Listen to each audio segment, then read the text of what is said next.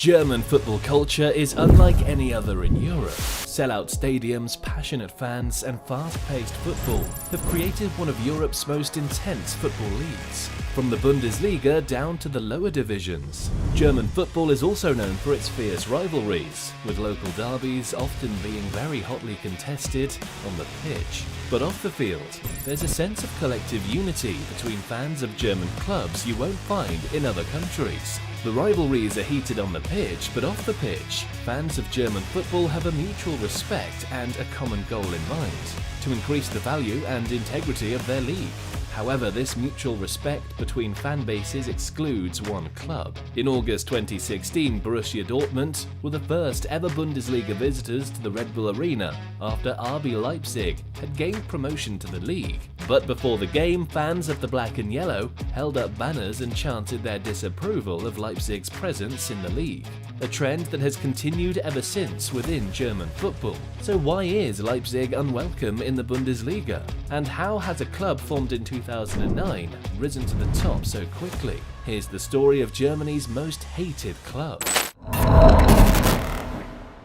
To the outside world, RB Leipzig is a success story born from grit and determination. In just over a decade, they've risen through the ranks of German football and now regularly compete in the Champions League, and are one of the biggest challengers to Bayern's throne at the top of the pyramid. But there's more to Leipzig's story than meets the eye. In 2006, Austrian energy drinks company Red Bull set their sights on German football as an investment opportunity, and took particular interest in the city of Leipzig. Initial plans to purchase ownership rights of FC Sachsen Leipzig were rebuffed by the DFB, German football's controlling body. Further failed attempts were made to purchase St. Pauli, 1860 Munich, and Fortuna Düsseldorf, before Red Bull pivoted back to their initial plan to acquire a Leipzig-based outfit. Finally, in 2009, Red Bull purchased the playing license of 5th tier SSV Markranstadt. It's important to know that ownership takeovers are not an anomaly in football. Premier League giants Chelsea and Newcastle have both had high-profile takeovers in recent years. And while they had their detractors, the takeover process on both occasions was relatively hassle-free. But in Germany, ownership rules are different, and takeovers are as hard as it gets due to the existence of the infamous 50+1 rule. The 50+1 rule states that to be eligible to compete in the Bundesliga, the majority of a club's voting rights must belong to members of the club, a rule put in place to ward off foreign investors in German clubs. This rule is the beating heart of German football. Unlike what you see in other leagues, a multi-billion-dollar company or investor can't buy a Bundesliga club and make changes to it without consulting the club's members and fans. But still being in the 5th tier of the German pyramid, SSV Markranstadt weren't subject to all of the harsh regulations of the 50+1 rule, and the rules that still applied. The company found a way to circumvent. For example, the DFB prohibits a club from being named after a sponsor, so the club could not be called Red Bull Leipzig. Instead, they were named Rasenballsport Leipzig, a name intended to keep RB branding at the forefront of the club. This was within the laws, but to many it was just a way of sidestepping legislation. There was also an overhaul of the club's jerseys, crest, and internal operations. Perhaps the most controversial detail of the takeover was its membership situation.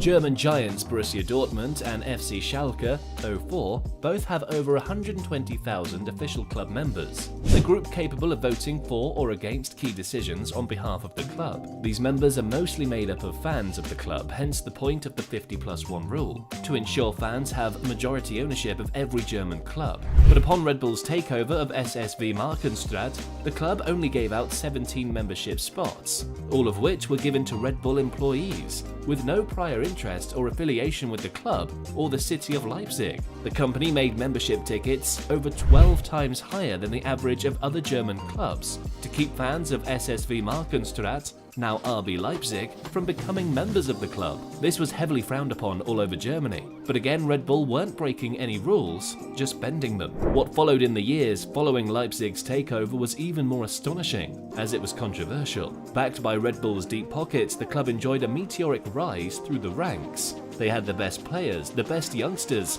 and were able to afford the best staff on offer. 2 promotions in 2 seasons saw Leipzig move up to the 3rd tier of German football by 2012. A couple of years later, now under the stewardship of director Ralf Rangnick, Leipzig won promotion to the 2. Liga, Germany's second tier.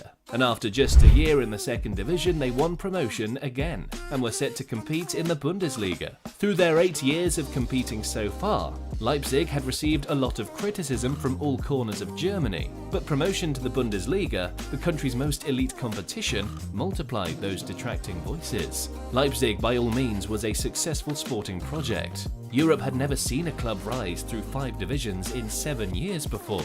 But their success wasn't welcomed in Germany. Their rise to the Bundesliga was seen as artificial, a project built upon bending the rules and backed by huge finances, instead of organic growth on the pitch. Borussia Dortmund's CEO, Hans-Joachim Watzke, had been the most vocal critic of the Red Bull model, saying that Leipzig was a team that existed simply to promote a canned drink. In just Leipzig's second Bundesliga game, they hosted Watzke's Dortmund at the Red Bull Arena in a game they won 1-0, thanks to a late goal from Naby Keita. Before and after the game, however, there were heavy protests from the Dortmund fans against Red Bull and their ownership of Leipzig. The trend would continue all season, with some fan bases even boycotting away games in Leipzig as a form of protest. Fans of Dynamo Dresden would take their protests a bit further by throwing a bull's head onto the pitch during their cup game against Leipzig, signifying their displeasure at Leipzig's involvement in German football. However, the unrest in the stands and off the pitch did very little to startle the Leipzig machine. As they had done in previous years, a step up to a new league was a welcome challenge. Spearheaded by star striker Timo Werner,